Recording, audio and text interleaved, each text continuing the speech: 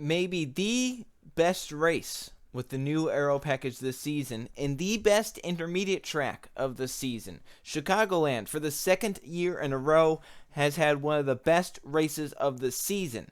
And you may say, well, what about Kansas? That was another race that was just like Chicago. Shouldn't that one be rated as well, up with Chicago, maybe even higher than it? The difference between Kansas and Chicago, in my opinion, Chicago was better because the drivers had to drive the cars more. At Kansas, it seemed like the tires never really wore that much. Here at Chicagoland, the tires wore, and it really did make for an intriguing race. Drivers having to drive the cars over the bumps and with the tire wear, so it wasn't like the driving aspect was completely out of it at Chicagoland like it has been at most places, like, say, Kansas, Michigan, Vegas, Texas. At Chicagoland, you had to actually drive the car a little bit. Cars got sideways.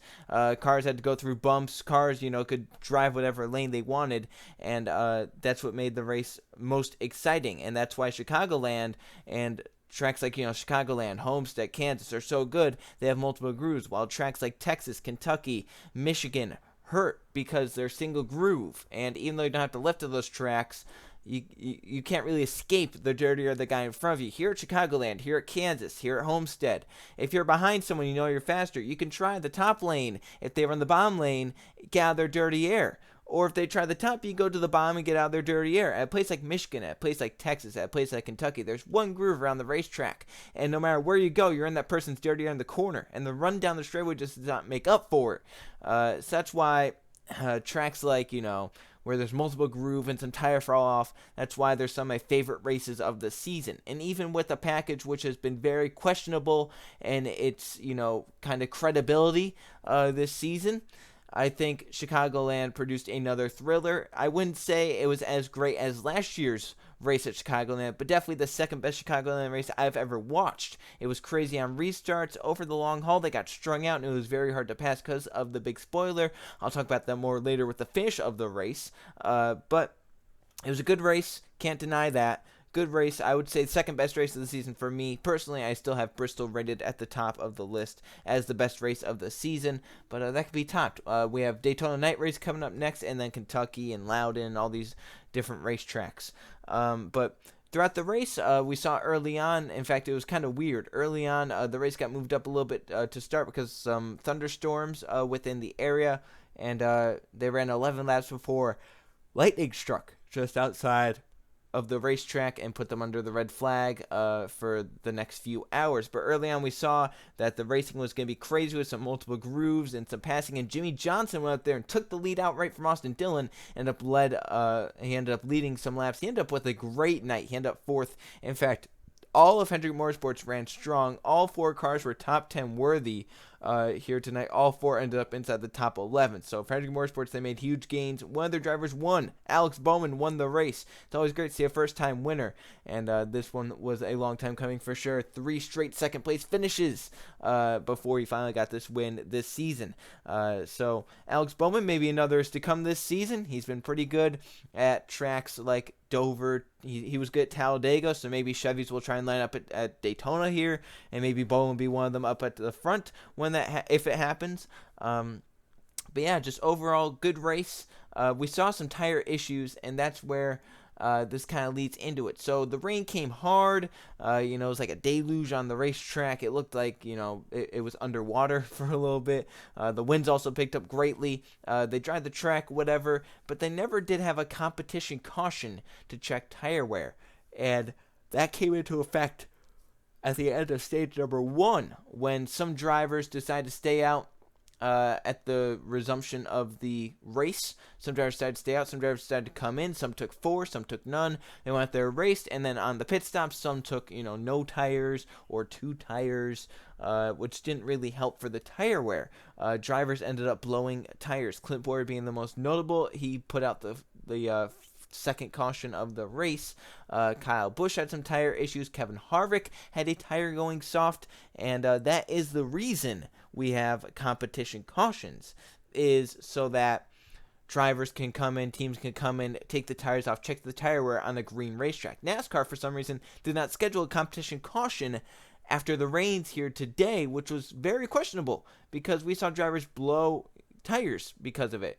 And but here's another point that was made by journalist Matt Weaver, who has had a lot of opinions this year, whether you like them or not. His opinion was the reason for competition caution, what we see right now, drivers blowing tires. However, competition cautions that don't make drivers come down pit road and, take 4 tires are just cautions for entertainment. We have seen this before where NASCAR says, all right, it rained overnight, competition caution at lap number 20, so teams can check tire wear. And then teams come in and they just take right sides off and they keep their left sides on and then they go away. We don't know the wear on the left sides. So it's basically just an entertainment caution at that point, almost like a stage caution kind of. Even though, stage cautions kind of have a reason, I guess. But really, we don't really, see what the tire wear is like at some of those places. And it doesn't really help, see what that tire wear is like. It just kind of bunches the field back up. So in my opinion, NASCAR needs competition cautions after rain races like that. However, they kind of need to force teams to take tires. Like, they have to say, okay, caution's out. You have to come in. Just say caution's out, and then let teams take the tires off, and they don't have to worry about their position. Say, what position you're in at the caution, what position you come into pit road at. That's the position you're going to leave pit road no matter what. That's the position you're going to get back. Maybe that would work out well because, in my opinion, there's no use to have a competition caution for teams to check tire wear if teams are only going to come down, take 2 tires, not even come down at all. Here at Chicagoland, there should have been a competition yellow due to the fact that drivers were blowing tires left and right at the end of that first stage, but we didn't have that competition caution for whatever reason. Stage number 2, we saw some crazy battles at the front. Kevin Harvick pretty much dominated the stage. He ended up winning it. The big battle was behind for second, though. There were 4 cars battling for that spot. It was, at first, it was just Chase Elliott and Jimmie Johnson. For Chase, it was a great turnaround for the 9 team. They had a horrible start to the race. They were back in, 30th. They made an extended stop. They were having all these issues to the car. The car was not handling like it needed. He was up in 3rd, battling with teammate Jimmie Johnson for 2nd, and then with them battling, Larson and Bowman closed and made a 4-way race for the 2nd position, which was kind of entertaining. Chase Elliott ended up getting 2nd at the end. Johnson fell back to finish 5th in that stage, and then early in stage number 3, we saw some craziness happening on restarts 3-4 wide, and Kevin Harvick ended up getting into the wall in turns 1 and 2, ending his great run that he had going. He got put back in the teens, never could recover. He got put back there and was basically caught back there when he got put back there. Which is where dirty air kind of comes in. Drivers like Chase Elliott and Kevin Harvick got put back there due to some pit strategy or maybe, bad restarts or whatever. And once they were back there, they never really did recover. Kevin Harvick got up to finish, I think, 14th. Chase Elliott came up to finish 11th somehow. When they were kind of put back there, they didn't gain positions until pit strategy in the last stage, in the last 50 laps of the race. They were kind of stuck outside the top 15 for the whole last stage when they got put back there, which is a shame because Harvick had the best car, I feel like, here tonight and never got to show it. Chase Elliott, I think, had a top 5, top 7 car if he was up there. It all depends on track position. Hell, Brad Keselowski, the whole first 2/3 of the race, was stuck back in the 14th, 15th position. And then the last stage rolls around. He gets a few good restarts, gets some track position. He's one of the fastest cars on the racetrack. He ends up finishing inside the top 5. I believe he got 5th place. So it all really depends on track position, especially over the long green flag runs. I've been saying a lot. This rules package, right, at tracks other than, say, Kansas and Chicagoland, this rules package, its main bread and butter are 15 laps after restarts. And then once you get 20 laps, 25, 30 laps into a run, it gets so spread out. Not even spread out. It just gets to where you can't stay wide open enough, and then you get caught behind the driver in their dirty air, and you can't make passes. We saw that a little bit here at Chicagoland, where drivers were kind of stuck behind, couldn't really make the passes. Kevin Harvick at the end of stage number 2 felt like he had a tire going down, and he backed off. And he was just kind of managing the gap to Jimmy, Chase, to Larson, whoever was in second. And never could anyone try and make a move on him. They were just kind of stuck behind him because of how long the run went and whatnot. But stage number 3 was pretty crazy. Alex Bowman got to the lead and actually pulled away to a pretty nice gap. Pit stops came around. He had, I think, a 2.5, 3 second lead over second place Kyle Larson. Some drivers came in early. Joey Logano, short pit. It got him a few positions. Kyle Larson came in with Alex Bowman.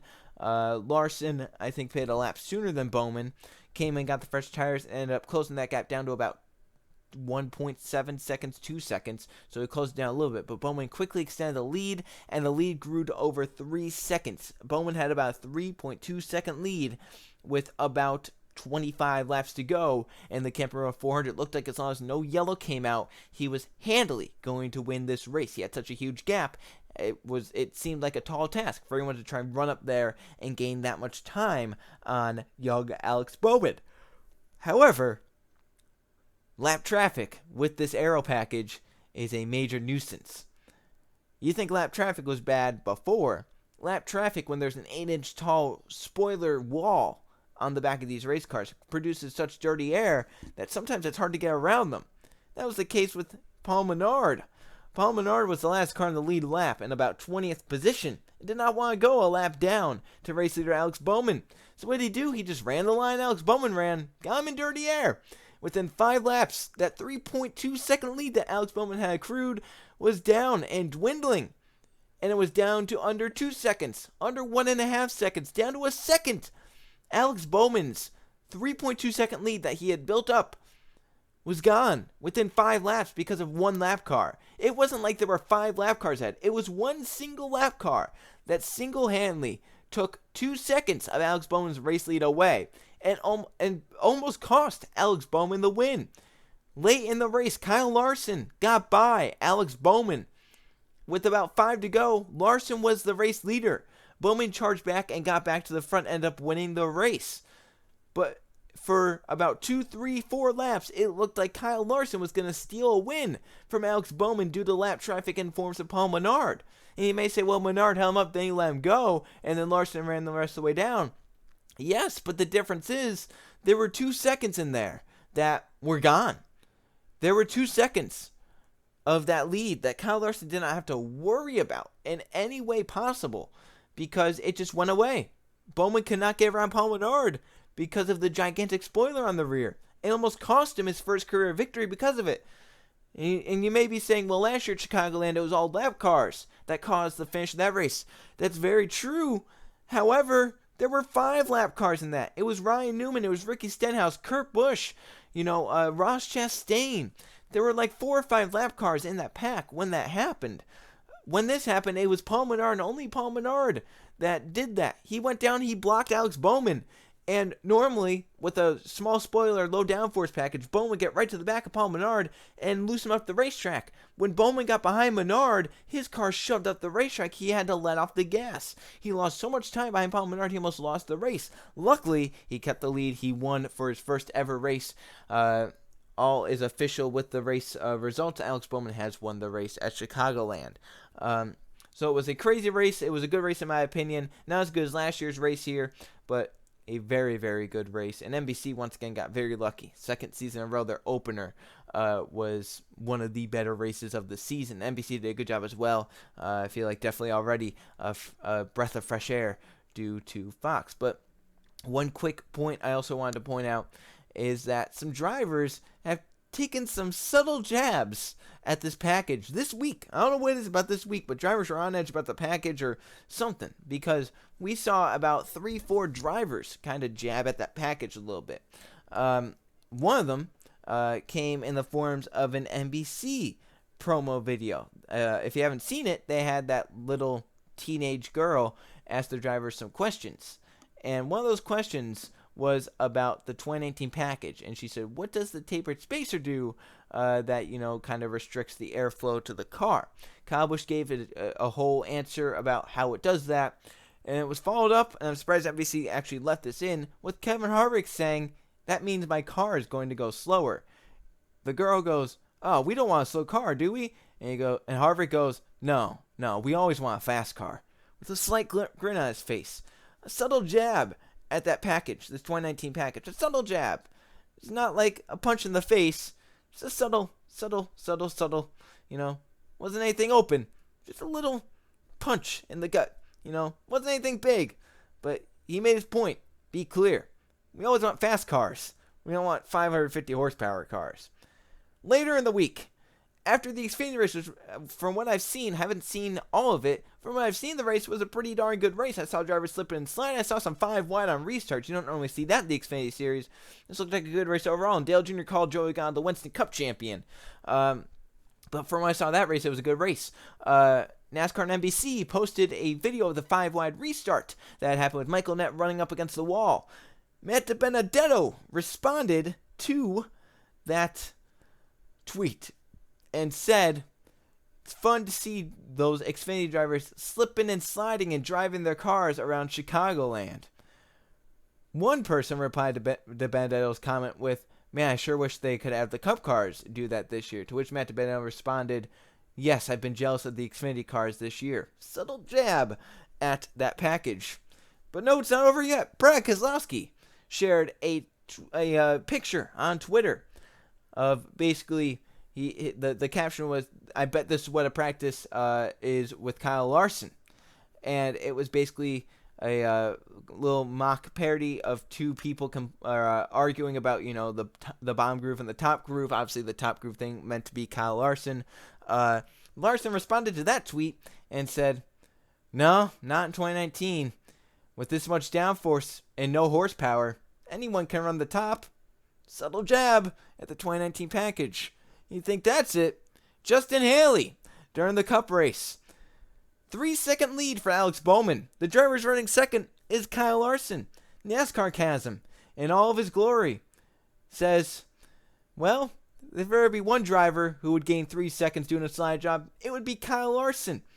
Justin Haley does a very subtle jab at the Cup package. An Xfinity driver taking a shot at the Cup package, saying, well, I would say to just drive it in wide open, deep into the corner, but they're already driving in wide open anyway. Subtle jab at the 2019 package. Drivers have voiced their displeasure with this package. Kyle Busch has said it all year. If you haven't heard the All-Star Radioactive, you would know Kyle Busch is not a fan of the 2019 package. He said, these cars are the worst driving cars I've ever had in my entire racing life. Terrible pieces of expletive, garbage. Damn it, they effing suck. That's, that. Clint Boyer has been a critic against it this whole season. Matt DiBenedetto has been a critic against it. Kyle Larson has made some subtle jabs. Kevin Harvick as well.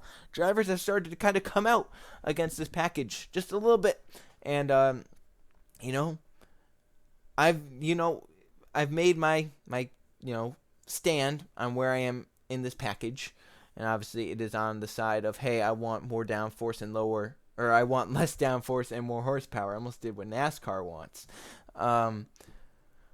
Obviously, races like tonight, where the cars are 3 and 4 wide on restarts and whatnot, that's gonna be good in NASCAR's eyes.